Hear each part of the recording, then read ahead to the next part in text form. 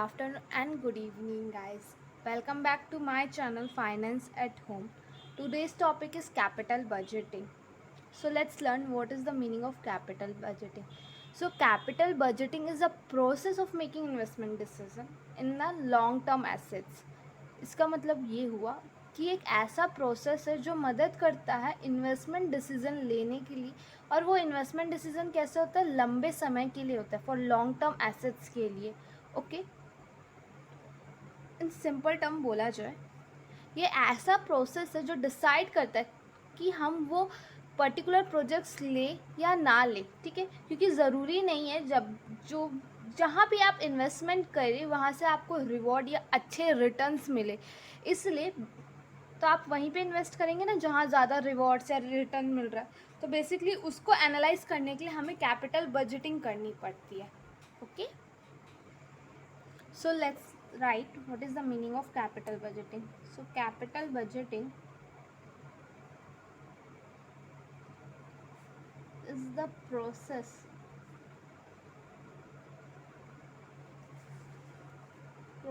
of making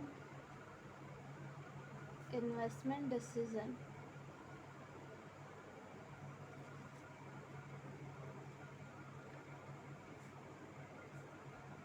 in long term asset.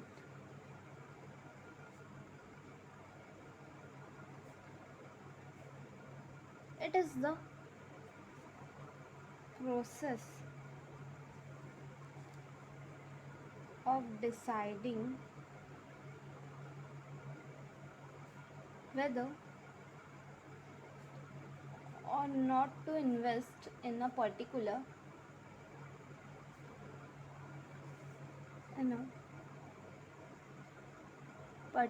projects, as all the investment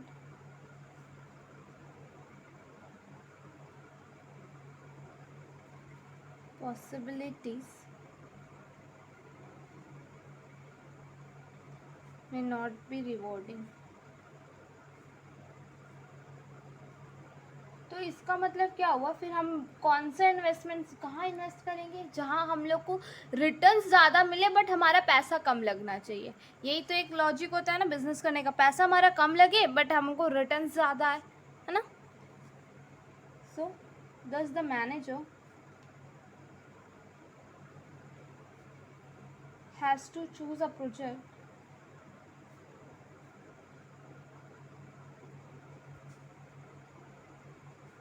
that gives a rate of return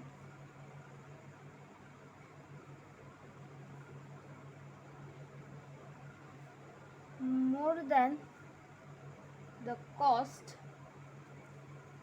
financing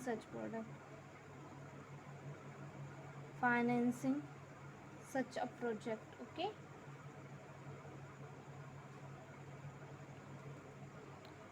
for example अगर आपको एक machine ख़रीदनी है, ठीक है, फॉर एग्ज़ाम्पल ये मशीनरी है, ठीक है, आपके पास ऑलरेडी एक मशीन पहले से ही पड़ी हुई है, ठीक है, इसकी कॉस्ट है लगभग 2 करोड़ रुपए. ठीक है, तो अब आपको ये मशीन खरीदनी जिसके लिए आपके पास 2 करोड़ रुपए देने पड़ेंगे. तो आप ये एनालाइज करोगे, ये दोनों मशीन सेम है, ठीक है, ये लेटेस्ट वर्जन है, ये थोड़ा सा पुराना वर्जन है, ठीक है, बट आप इस लेटेस्ट वर्जन के लिए आपको 2 करोड़ देने पड़ेंगे. और पुराने में देखने आप गए मार्केट में, उन्होंने आपने पूछा सामने वाले से अगर मैं इसको अपडेट कराता तो कितना लग जाएगा, उसने बोला 80 लाख लग जाएगा. ठीक है, अपडेट कराते हो तो आपको 80 लाख लग जाएगा इस मशीन में कराते हो तो आपने सोचा, अब आप एनालाइज करोगे whether I buy the new machinery और I will invest the in update process. Okay, so यही करने के लिए आप क्या करोगे, इनको एनालाइज करने के लिए आप कैपिटल बजटिंग का हेल्प लोगे कि अगर आप ये 2 करोड़ लगाते हो यहाँ पे, ठीक है, अगर आप 2 करोड़ लगाते हो तो आपको इसके बदले रिटर्न कितना मिलेगा. एंड अगर आप 80 लाख यहाँ लगाते हो तो इसके बदले आपको रिटर्न कितना मिलेगा. फिर आप एनालाइज करोगे, there is the lots of methods जिसके हेल्प से आप ये कैलकुलेट करोगे, ठीक है। We will discuss further. तो अभी हम काम बोल रहे थे कि रिटर्न कितना मिलेगा, फिर आप देखोगे कि आपके लिए फेवरेबल कौन सा है, ठीक है। अगर आपके लिए ये फेवरेबल रहेगा तो आप 80 लैक्स लगा के अपडेट कर दोगे, अदरवाइज आप 2 करोड़ का इन्वेस्टमेंट कर दोगे, ठीक है। अब कभी कभी क्या होता है, अब आप बोले फॉर एग्जांपल अभी लेते हैं कि आपको ये ही लेना है मशीनरी, ठीक है। तो अब आप क्या करोगे कि ये वाली जो मशीन रहेगी, ठीक है, ये मशीन है, तो अब आप यही मशीन को क्या करोगे ना, सेल कर दोगे, ठीक है। सेल करोगे तो अगर इसका प्रॉफिट जनरेट होता है तो इस पर आपको कैपिटल गेन देना पड़ेगा, ठीक है। अगर लॉस जनरेट होता है तो कैपिटल गेन नहीं लगेगा, ठीक है। इतना तो समझो ना कैपिटल गेन क्यों लगेगा, क्योंकि ये लॉन्ग टर्म एसेट्स है, ठीक है। लॉन्ग टर्म एसेट्स होल्ड, आपने टैक्स तो पढ़ा ही होगा, तो उस पर क्या लग जाएगा, प्रॉफिट हुआ तो कैपिटल गेन लग जाएगा और लॉस हुआ तो कैपिटल गेन नहीं लगेगा, ओके। एंड और क्या लग सकता है, अगर आप में मान लीजिए यही मशीनरी आप खरीद रहे हो तो और क्या लग जाएगा, इस पहले तो ये इसका खर्चा लग जाएगा, ये 2 करोड़ लग जाएगा, ठीक है, जो आप पहले पेमेंट करोगे, इन्वेस्टमेंट करोगे। फिर इसको लाने का खर्चा, ठीक है, इसको लाने का ट्रैवलिंग एक्सपेंसेस, ठीक है, जो इसको ट्रैवलिंग हुआ होगा लाने का, ठीक है, मीन्स फ्रेट चार्जेस, ठीक है, ट्रैवलिंग नहीं फ्रेट चार्जेस, ठीक है। इसको इंस्टॉल करने का चार्जेस लग जाएगा, इंस्टॉलेशन चार्जेस, और इसको इंस्टॉल की इस पर कुछ वर्किंग कैपिटल लगेगा, है ना। वो सब खर्चा देख के देखोगे और यहाँ से अभी माइनस कर दोगे जितना भी सेल किए होगे, ठीक है, वो माइनस हो जाएगा, ठीक है। तो ये क्या होता है आपका, ये जो अभी हमने पढ़ा वो क्या होता है, ये इनिशियल इन्वेस्टमेंट, मतलब सबसे पहला आप इन्वेस्टमेंट कैसे करोगे और कितना करोगे ये बताता है। इसके थ्रू आप जान सकते हो इनिशियल इन्वेस्टमेंट क्या होता है, कि जितना आपको मशीन का कॉस्ट पड़ रहा है plus installation plus freight charges minus अगर आपके पास पहले से पुराना कोई मशीन है उसको बेचा है तो माइनस कर दो, अगर उसको कैपिटल गेन अराइज होता है, ठीक है, तो वो ऐड करना पड़ जाएगा, वो आपके लिए एक्सपेंसेस हो जाएगा।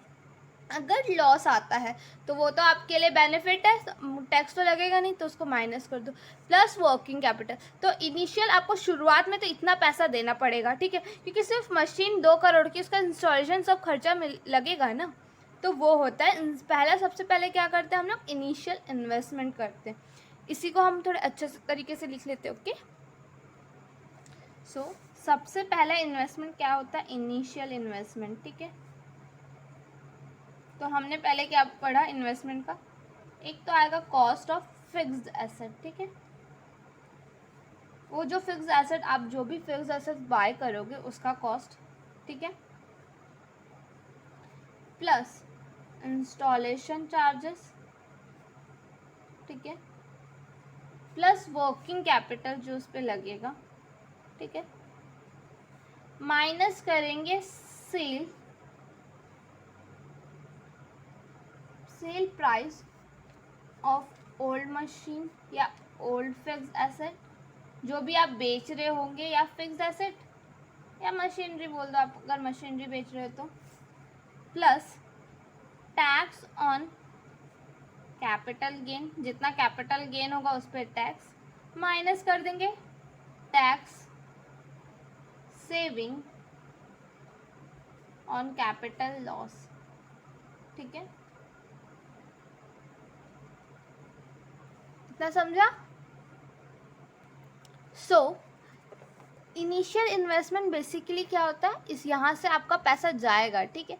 अब पैसा गया आपका, ठीक है, मशीनरी आ गई, आप रखोगे तो नहीं ना, उससे यूटिलाइज करोगे उसको मशीनरी को, तो उससे पैसा जनरेट होगा, मतलब आप प्रोडक्ट्स बनाओगे एंड देन सेल करोगे, तो क्या होगा, कैश इनफ्लो होगा, okay. So initial investment basically क्या होता है, कैश आउटफ्लो, क्योंकि यहाँ पे आपको पैसा देना पड़ता है, ठीक है। अब करते हैं दूसरा क्या था, सब्सिक्वेंट कैश इनफ्लो, और क्या बोल सकते हैं, डायरेक्ट कैश जनरेट,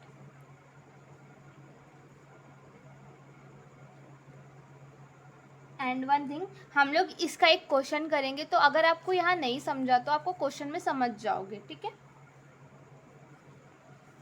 पहले तो सेल्स माइनस वेरिएबल एक्सपेंसेस, ठीक है, minus fix expenses minus depreciation minus tax plus depreciation.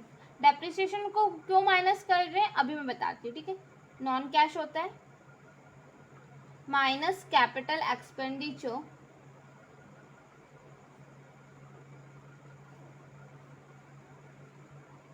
So capital expenditure, ठीक है। ये दोनों पॉइंट मैं अभी आपको समझाती हूँ, ठीक है।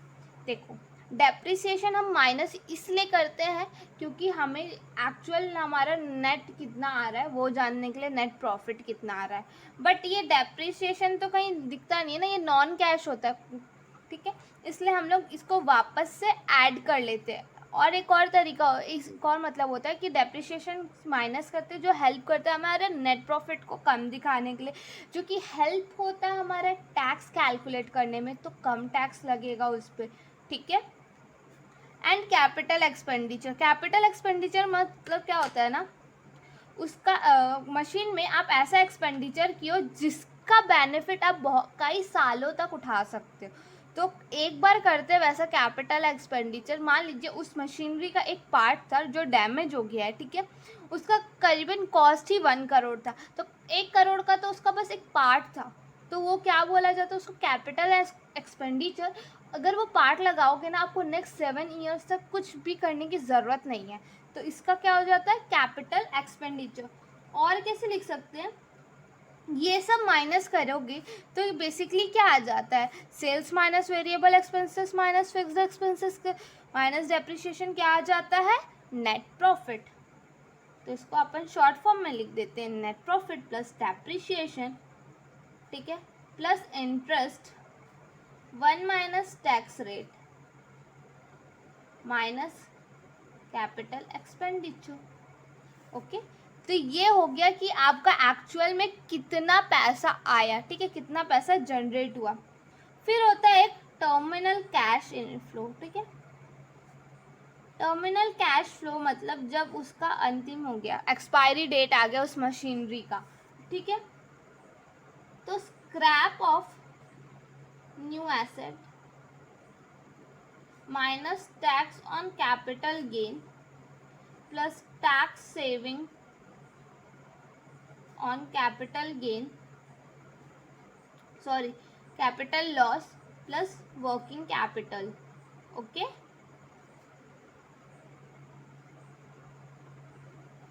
That is the terminal cash flow, ठीक है।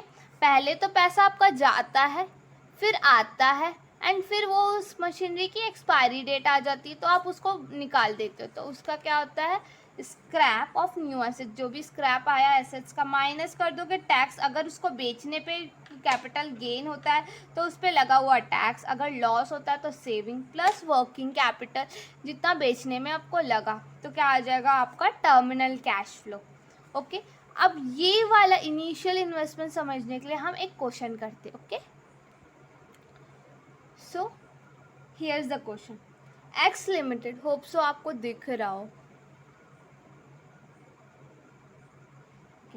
X Limited is planning to replace an old machine with a new machine with new one, okay। X ने प्लान किया रिप्लेस करना उसको ओल्ड मशीन एक नई मशीन के साथ। The cost of new machine कितनी है, कॉस्ट कितनी है न्यू मशीन की, 5,40,000। इंस्टॉलेशन चार्जेस कितना लग जाएगा, 20,000। एंड एडिशनल वर्किंग कैपिटल इसको लगाने के लिए क्या लग जाएगा, एक्सपेक्टेड कितना एडिशनल वर्किंग कैपिटल, 40,000। अब old machine brought 2 years ago, मैंने 2 साल पहले लिया था, जिसका कॉस्ट पड़ा था उसको 1,40 का, and is economic life is 7 years, ठीक है। It was depreciation or straight line basis, a buyer is willing to purchase this machine for 1,80,000, ठीक है। ये पुरानी मशीन को 1,80,000 में खरीदने के लिए एक बायर रेडी है, sorry, and will also bear the removal expense, और जितना भी रिमूवल का खर्चा होगा वो खुद ही बियर करेगा। It is in 55% income tax rate, income tax rate कितना है, 55% का। एंड कैपिटल गेन कितने का था, टैक्स कितना लग रहा है, 30%। एस्टिमेट करना है कि net investment cash outflow at a zero time period, मतलब जीरो टाइम पीरियड बोलने का मतलब क्या हुआ यहाँ पे, इनिशियल इन्वेस्टमेंट। तो कैश आउटफ्लो बोला है तो इसका मतलब तो हम समझ गए कि इनिशियल इन्वेस्टमेंट है, और at the zero time period बोल दिया है तो भी समझ गए क्या हो गया हमारा, इनिशियल इन्वेस्टमेंट। अब ये बताना है कि अपने को, हम लोग को नेट इन्वेस्टमेंट कितना करना है। ठीक है, देखो ये तो आपका होता है यहाँ से लेके यहाँ तक वर्किंग कैपिटल, ग्रॉस इन्वेस्टमेंट। ठीक है, ग्रॉस इतना इन्वेस्ट करेंगे। अब इन सबको माइनस कर दोगे तो ये क्या आ जाता है हमारा नेट इन्वेस्टमेंट। हम लोग को और कितने पैसे देने पड़ेंगे, अगर हम सब बेच बाचते हैं तो उसके बाद हमें कितना और पैसा देना पड़ेगा उस मशीनरी को खरीदने के लिए। ओके, सो फर्स्ट लिख लेते गिवन क्या क्या दिया हुआ है हमें, तो इससे क्वेश्चन को सॉल्व करने में ईजी होता है। ठीक है, गिवन न्यू मशीन का कॉस्ट कितना पड़ रहा है हम लोग को, 5,40,000। ओके, जिसका इंस्टॉलेशन चार्जेस कितना आ जाएगा आपको बोला है 20,000, और जिसका वर्किंग कैपिटल होगा, ठीक है, कितना लग जाएगा उसने बोला क्वेश्चन में 40,000। ठीक है, ये तो हुआ हमारा न्यू मशीन का। ठीक है, ये सब किसका हुआ, हमारे न्यू मशीन का। वैसे ही ओल्ड मशीन का देख लेते हैं। ओल्ड मशीन का कॉस्ट था 1,40,000। ठीक है, जिसकी लाइफ है 7 ईयर्स। ठीक है, जो कि डेप्रिसिएशन कैसा लग रहा है, स्ट्रेट लाइन मेथड। ठीक है,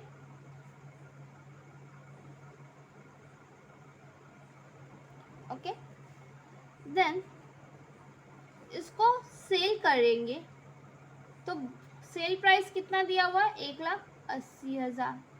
ठीक है, 1,80,000 दिया, जिसमें इनकम टैक्स लगना है अपन को 55%। अगर कैपिटल गेन होता है तो अपन 30% टैक्स देंगे। ठीक है, तो सबसे पहले अपन निकाल लेते हैं वर्किंग नोट। ओके, सबसे लास्ट में करिएगा आप, पर मैं आपको समझाने के लिए पहले कर दे रही हूँ वर्किंग नोट। ठीक है, तो पहले वर्किंग नोट में निकाल देते डेप्रिसिएशन कितना लगेगा। ठीक है, कितने की थी, 1,40 की थी।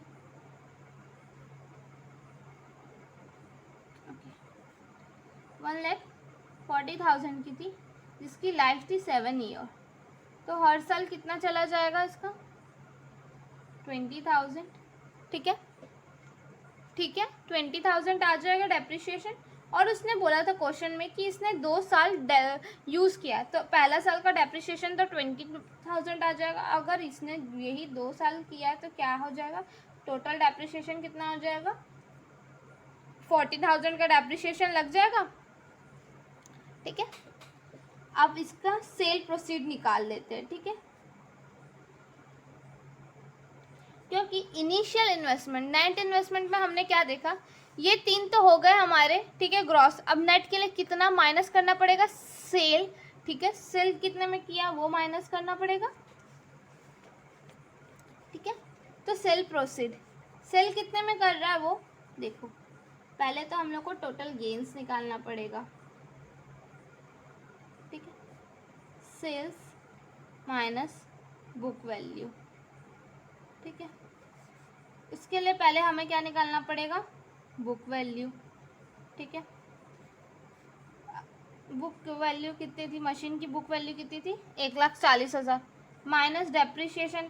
अब आपके बुक में बैलेंस शीट में कितना दिख रहा होगा, 2 साल बाद 1,00,000 की मशीन दिख रही होगी। ठीक है, अब आपने 1,00,000 की मशीन को बेचा है, सेल प्रोसीड, सेल किया है कितने में, 1,80,000 में आपने सेल किया है। ठीक है, तो आपको क्या हो गया, 80,000 का तो आपको क्या हो गया, प्रॉफिट हो गया, हुआ ना प्रॉफिट आपको 1,80,000 का। ठीक है, अब ये प्रॉफिट हुआ, इस प्रॉफिट में कुछ कैपिटल गेन भी जुड़ा हुआ है। ठीक है, तो आप कैपिटल गेन कैसे निकालते हैं, हाँ कैसे निकालते हैं सबसे पहले, हमारा कैपिटल गेन कैसे निकलता है, टैक्स तो आपने पढ़ा ही होगा। तो फुल वैल्यू ऑफ कंसिडरेशन, ठीक है, जितने में उसने खरीदा, ठीक है, कितने में लिया, माइनस कॉस्ट ऑफ एक्विजिशन, ठीक है। तो कॉस्ट ऑफ एक्वायर कितने पे किया था, 1,40,000 में। तो आपका कैपिटल गेन कितना आ जाएगा, 40,000 आ जाएगा। विच मीन्स इस 80,000 में 40,000 तो हमारा क्या है, कैपिटल गेन है, और बाकी 40,000 पे आपको नॉर्मल इनकम टैक्स लग जाएगा, ठीक है। So income tax at the rate 55% on 40,000, ठीक है, and capital gain tax at the rate 30% on 40,000, ठीक है। तो 40,000 का 55% कम्स 22,000, ठीक है, एंड 40,000 का 30% कम 12,000, ओके। तो टोटल टैक्स कितना हो जाएगा, टोटल टैक्स हो जाएगा आपका 34,000, ओके। नेट सेल प्रोसीड कितना आ जाएगा, आपको एक्चुअल में पैसा कितना मिला, 1,80,000 का पैसा मिला, जिसमें से टैक्स 34,000 माइनस हो गया।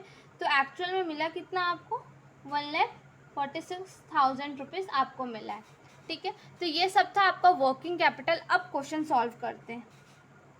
कैश आउटफ्लो एस्टिमेशन, ठीक है। Cost of new machine,